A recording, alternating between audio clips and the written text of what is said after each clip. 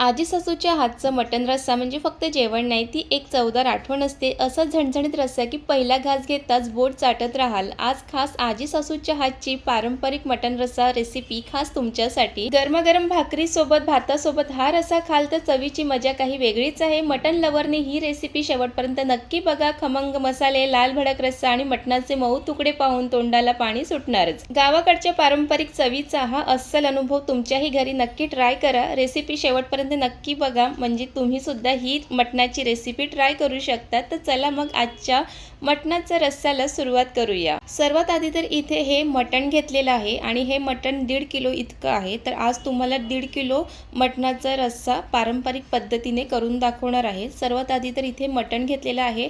मटणाचे जर मोठे पीस असतील तर ते मीडियम साईजने कट करून घ्यायचे आहे आणि मटणसुद्धा छान स्वच्छ असं कट करून 4-5 वेळा पाण्याने धुवून घ्यायचं आहे. तर इथे मटण वगैरे स्वच्छ धुवून घेतलेलं आहे आणि इथे मटण आहे ते कुकरमध्ये बनवणार आहोत. तो कुकर ठेवलं, त्यामध्ये तेल घातलं आणि त्यानंतर ह्यामध्ये जो कांदा आहे तो कट करून घातलेला आहे आणि इथे 4 कांदे वापरलेले आहेत आणि कांदा इथे असं उभा चिरूनच घेतलेला आहे. आणि मग त्यानंतर कांदासुद्धा तेलामध्ये छान परतून घ्यायचा आहे आणि एकीकडे कांदा छान परतून होईपर्यंत इथे एका पातेल्यामध्ये मटण आणि बटाटा, टोमॅटो हे कट करून घेतलेले आहे आणि त्यानंतर त्या मटणामध्ये चवीप्रमाणे मीठ घालणार आहोत आणि हळदसुद्धा त्यामध्ये घालणार आहे.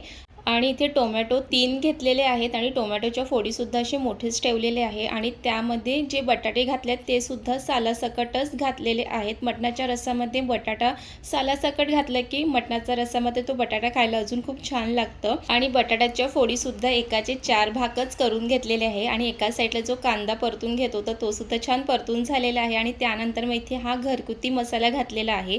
आता मटणाचा रस्सा जितका झणझणीत पाहिजे त्याप्रमाणे त्यामध्ये घरगुती मसाला घालून घेणार आहोत आणि ह्यामध्ये काश्मीरी मसाला सुद्धा घातलाय. काश्मीरी मसाला घातला की रस्सा छान असा लाल भडक छान दिसतो आणि चव सुद्धा खूप छान येते. त्यानंतर ह्यामध्ये वाटण घालणार आहे. हे वाटण खोबरं, आलं, लसूण, मिरची, कोथिंबीर याचं असं हे वाटण केलेलं आहे आणि तुम्ही ते पाहू शकता की किती वाटण घातलेले आहे, कारण मटण सुद्धा 1.5 किलो इतकं आहे.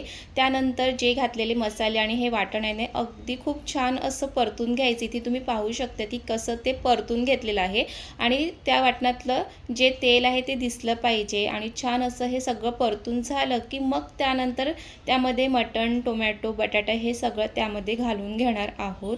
आणि तेलामध्ये वाटण मसाले परतून घेत असताना तेव्हाच पूर्ण घरामध्ये जो सुगंध आहे तो पसरला होता आणि त्यानंतर इथे सगळं टाकून घेतलं की त्यामध्ये जो काही हळद आणि मीठ घालून घेतलेलं जे पाणी होतं ते सुद्धा त्यामध्ये अगदी थोडंसं घातलं आहे आणि त्यानंतर मग एक कुकरचं झाकण लावून अगदी 2 मिनिटाची छान अशी वाफ काढून घेतलेली आहे आणि त्यानंतर हे छान असं मिक्स करून घ्यायचं आहे. आणि इथे जर जास्त क्वांटिटीमध्ये जर मटण असेल तर कुकर असतं ते पण मोठंच घ्यावं, कारण ते मग मिक्स करायला ते बरं पडतं. तर त्यानंतर मग ह्यावरती झाकण ठेवणार आहोत आणि वाफेकरता पाणीसुद्धा ठेवणार आहोत आणि ह्यामध्ये नंतर शेवटी गरम पाणी घातलेलं आहे. आणि तुम्हाला मटणाच्या रस्सामध्ये जितकं रस्सा ठेवायचं आहे त्याप्रमाणे त्यामध्ये पाणी घालून घेणार आहोत. आणि इथे पाणी घातल्यानंतर एकदा परत छान मिक्स करून घ्या आणि त्यानंतर मग कुकरचं झाकण लावून 7-8 शिट्या काढून घेणार आहोत. आणि इथे कुकरच्या 8 शिट्या काढून घेतलेला आहे. कुकरसुद्धा थंड झालेला आहे. त्यानंतर कुकरमधलं जे मटणचा रस्सा आहे ते एका पातेल्यामध्ये काढून घेणार आहोत, म्हणजे ते मिक्स करायला बरं पडेल. तर इथे तुम्ही पाहू शकतात की मटणाच्या रस्स्याला किती छान असं रंगसुद्धा आलेला आहे आणि तरीसुद्धा खूप छान आलेली आहे. तर चला आता हे एका पातेल्यामध्ये काढून घ्यायचं आहे. आणि मटणसुद्धा अगदी मऊ असं शिजलेलं आहे आणि बटाटासुद्धा छान शिजलेला आहे. आणि मटण जेव्हा आपण कुकरमध्ये करतो ना तर बटाट्याच्या फोडी अशा मोठ्याच ठेवायच्या, म्हणजे ते जास्त शिजले जात नाही. तर इथे बघा मस्त असं हे मटण रस्सा आहे ते एका पातेल्यामध्ये काढून घेतलेला आहे आणि त्यानंतर तो पातेला आहे तो गॅसवरती ठेवणार आहोत आणि त्यानंतर ह्यामध्ये वरून परत गरम मसाला घालणार आहोत आणि शेवटी गरम मसाला घातल्यानंतर ह्या मटणाचा रस्साला अजून खूप छान चव येते. आणि भरपूर अशी हिरवी कोथिंबीर घालायची आणि आपल्या इथे हा झणझणीत पारंपरिक पद्धतीने मटणाचा रस्सा हा बनवून तयार झालेला आहे आणि खरंच सांगते खूप छान लागतं. तुम्हीसुद्धा नक्की या पद्धतीने एकदा मटणाचा रस्सा नक्कीच करून बघा.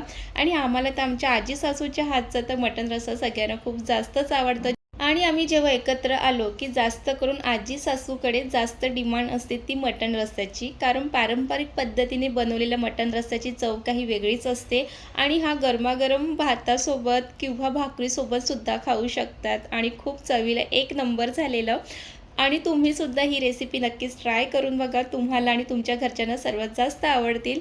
आणि तुम्हाला ही आजी सासूच्या हातची मटणाचा रस्सा कसा वाटला तो नक्कीच कमेंट करून सांगा. आणि अजून असे बरेच रेसिपी येणार आहेत, त्यासाठी सर्वात आधी आपल्या चॅनलला सबस्क्राईब करून घ्या. छान आजी सासूसाठी एक कमेंट करा, लाईक करा. पुन्हा भेटूया नवीन रेसिपीसोबत.